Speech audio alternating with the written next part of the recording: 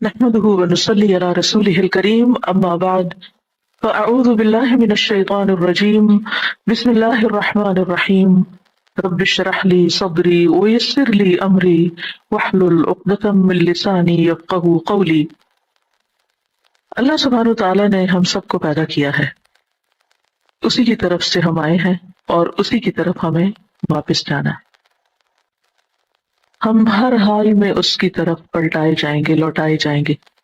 وہ واپسی ہماری جسم اور روح کے ساتھ ہوگی اور ہمارے اعمال ہمارے ساتھ ہوں گے، اچھے یا برے۔ عقل مند وہ ہے کہ جو اس واپسی سے پہلے اس کی تیاری کر لے اور خود اپنے شوق اور محبت کے ساتھ اللہ کی طرف پلٹ آئے۔ ہمیں ہر حال میں اللہ سبحانہ تعالیٰ کی طرف پلٹنے اور لوٹنے کی ضرورت رہتی ہے۔ اے کوتاہی کرنے والے، اے کمی کرنے والے، یعنی اللہ کے حق میں تم کب توبہ کرو گے؟ تو توبہ یتوب کا مطلب ہوتا ہے لوٹنا پلٹنا۔ ہم سب اللہ کے محتاج ہیں، ہمیں ہر وقت اللہ کی طرف لوٹنے اور پلٹنے کی ضرورت رہتی ہے، اپنی ضرورتوں اور حاجتوں میں بھی، اور خاص طور پر اس وقت جب ہم اللہ کے حق میں کوئی کمی کر دیں، جب ہم سے کوئی گناہ ہو جائے، جب ہم سے کوئی کوتاہی ہو جائے، تو ہمیں پھر اللہ سبحانہ وتعالیٰ کی طرف لوٹنے یا توبہ کرنے کی ضرورت ہوتی ہے۔ یہ ضرورت ہمیں زندگی کے ہر دن میں ہے، اس کے لیے کوئی خاص مہینہ، خاص ہفتہ، خاص دن یا خاص گھنٹہ نہیں۔ جب بھی انسان کو احساس ہو کہ میں اللہ کا حق ادا نہیں کر رہا یا میں اس کی عبادت کا حق ادا نہیں کر رہا، تو اسے چاہیے کہ وہ اپنے رب کی طرف پلٹے اور اپنے گناہوں کی معافی مانگے۔ انسان یا تو نیکی کرنے کی حالت میں ہوتا ہے یا پھر گناہ کی حالت میں ہوتا ہے۔ جب گناہ کرتا ہے تو وہ اللہ سے دور ہوتا چلا جاتا ہے۔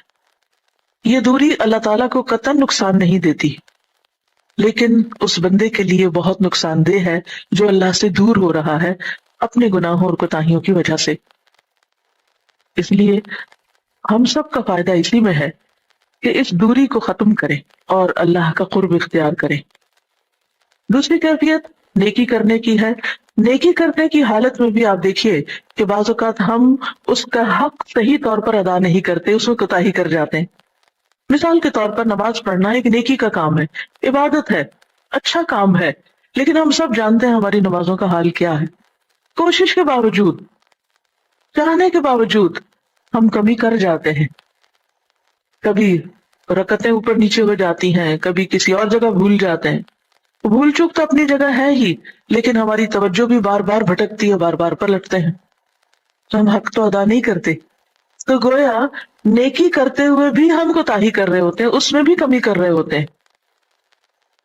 اسی طرح کوئی بھی اور نیکی کا کام لے لیں تو اس میں آپ دیکھیے کہ ہمیں ہمیشہ اپنی نیت کا شک رہتا ہے۔ نیت ہماری ہوتی ہے، ارادہ ہمارا ہوتا ہے، لیکن ہم خود اس کے بارے میں ڈاؤٹ فل ہوتے ہیں۔ صحیح طور پر اس نیت کے بارے میں یقین نہیں ہوتا کہ واقعی ہم نے خالصتاً اللہ کے لیے کام کیا، تو اس میں بھی ہمیں اللہ کی طرف پلٹنے کی ضرورت ہوتی ہے، اپنی کوتاہی پر معافی مانگنے کی ضرورت ہوتی ہے۔ اور کتنی بار ایسا ہوتا ہے کہ ہم اچھے سے اچھا عمل کرنے کے بعد کچھ ایسی گڑبڑ کر جاتے ہیں، ایسی غلطی کر جاتے ہیں کہ اس کو ضائع کر بیٹھتے ہیں، کبھی احسان جتا کر، کبھی کسی کو اذیت دے کر جس کے ساتھ احسان کیا ہوتا ہے۔ تو بہرحال ہم سب کے لیے توبہ اتنی ہی ضروری ہے جتنی ہمارے لیے خوراک، کھانا پینا، آکسیجن ضروری ہے۔ آکسیجن ہمارے لیے زندگی کو قائم رکھنے کا باعث ہے، اور توبہ ہماری آخرت کی زندگی کی کامیابی اور فلاح کا ذریعہ ہے۔ توبہ کے علاوہ ایک اور لفظ بھی استعمال ہوتا ہے اور وہ ہے استغفار، بخشش چاہنا۔ توبہ ہے پلٹنا، اللہ کی طرف رجوع کرنا، اور استغفار ہے اللہ سے اس بات کی دعا کرنا، ریکویسٹ کرنا کہ اللہ ہمارے گناہوں پر پردہ ڈال دے، ہم سے حساب نہ لے، ہم سے ناراض نہ ہو۔ ہم سب یہ بھی جانتے ہیں کہ ہماری اپنی غلطیاں اور ہماری کوتاہیاں ہمارے دلوں کی ویرانی اور وحشت کا سبب بنتی ہیں۔ گناہ جو ہیں وہ سینے کی گھٹن کا سبب بنتے ہیں، دل کی تنگی، ڈپریشن کا سبب بنتے ہیں۔ ابن قیم کہتے ہیں کہ سینے کی گھٹن کے اسباب میں سب سے بڑا سبب اللہ سے اعراض کرنا ہے، الاعراض عن اللہ تعالی، یعنی انسان کا دل اس وقت گھبراتا ہے، انسان کے دل کے اندر گھٹن اور تنگی اس وقت ہوتی ہے جب انسان اللہ سے منہ موڑتا ہے، یعنی اللہ کی طرف رجوع کرنے کی بجائے، پلٹنے کی بجائے جب اللہ سبحانہ تعالیٰ سے دور جاتا ہے۔ اور دل کو اللہ کے سوا کسی اور کے ساتھ جوڑنا اور اللہ کے ذکر سے غفلت کرنا ہے، یعنی ہماری سب سے بڑی کوتاہی کیا ہے کہ ہم اللہ کو بھول کر اور چیزوں کے ساتھ اٹیچ ہو جاتے ہیں، انسانوں کے ساتھ، اپنی اولاد کے ساتھ، مال کے ساتھ، گھر کے ساتھ، کتنی بے شمار چیزیں ہیں جو ہماری توجہ اپنی طرف کھینچے رکھتی ہیں۔ ہم سب جانتے ہیں اپنی کمزوریوں کو، نماز ہی کا وقت ہوتا ہے تو ہم کہتے ہیں اچھا یہ کام ختم کر لیں، یہ کر لیں، یہ کر لیں، اور کرتے کرتے ہم اس میں تاخیر کر ہی جاتے ہیں۔ اسی طرح اور کہاں کہاں کوتاہی کرتے ہیں، جس شخص کا دل جتنا روشن ہوگا، جس کے پاس علم کی روشنی ہوگی، وہ اچھی طرح اپنی کمی کوتاہی کو جان لے گا کہ میں کہاں ڈنڈی مار رہا ہوں اور کہاں غفلت برت رہا ہوں۔ یعنی بعض اوقات ہم دوسری چیزوں سے اٹیچ ہو جاتے ہیں اور اللہ کو بھولتے ہیں، اور بعض اوقات اپنی سستی اور غفلت کی وجہ سے ہم بھولے رہتے ہیں۔ تو اس کا علاج کیا ہے؟ اس کا علاج توبہ ہے، استغفار ہے، اور سچا استغفار، سچی توبہ دل کی صحت، تندرستی اور سلامتی کو لوٹا دیتا ہے۔ یعنی جب ہم پلٹتے ہیں اللہ کی طرف تو ہمارا سکون ہماری طرف پلٹ آتا ہے، ہماری خوشی اور اطمینان ہماری طرف لوٹ آتا ہے، جو ہماری اپنی غلطی کی وجہ سے ہم سے جدا ہوا تھا۔ اسی طرح یہ کہ ہم سب اللہ کی نافرمانی کر کے اپنے اوپر طرح طرح کی مصیبتوں کو دعوت دیتے ہیں۔ کبھی وہ مصیبت کسی بیماری کی شکل میں آتی ہے، کبھی مالی یا اولاد کی تکلیف کی صورت میں ہمارے سامنے آتی ہے، تو ایسی صورت میں اس کا علاج بھی توبہ اور استغفار ہے۔ قتادہ کہتے ہیں کہ یہ قرآن تمہیں تمہاری بیماری اور علاج بتاتا ہے، کیونکہ قرآن شفا بھی ہے نا، تو بیماری بھی بتاتا ہے اور علاج بھی بتاتا ہے۔ تو قرآن کی روح سے گناہ تمہاری بیماری ہے اور استغفار، توبہ ان کا علاج ہے۔ تو جب ہماری روح بیمار ہونے لگے، کمزور ہونے لگے، بے چین ہونے لگے، تو اس کا بہترین علاج توبہ ہے۔ اور خاص طور پر جب انسان اللہ کے ذکر میں کمی کرتا ہے، یہ بھی تو کوتاہی ہے نا۔ اللہ سبحانہ وتعالیٰ مومنوں سے کیا چاہتے ہیں؟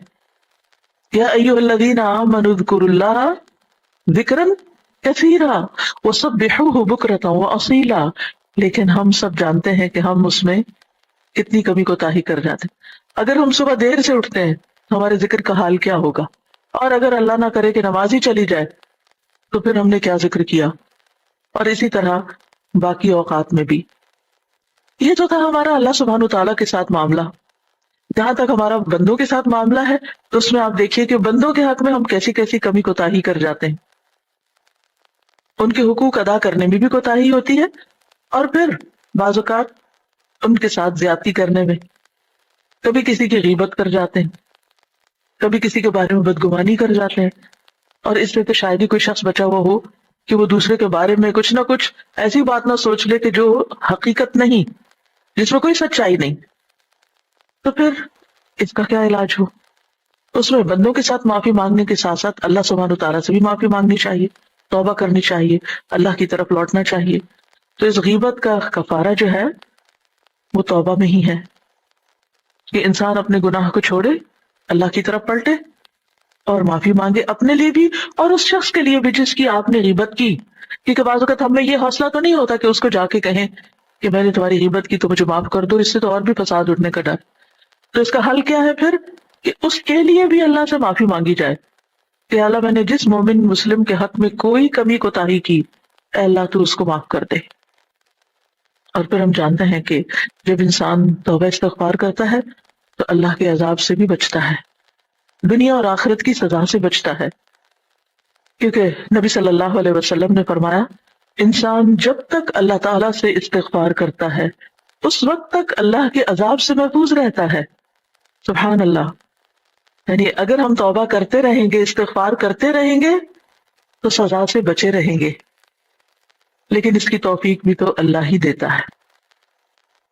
اللہ سبحانہ وتعالیٰ سے اس کی توفیق مانگنی چاہیے، اور آج ہم جو یہاں بیٹھے تھے یہ بھی اللہ ہی کی توفیق سے، ورنہ شاید ہمارے ارادے تو ڈاواڈول تھے۔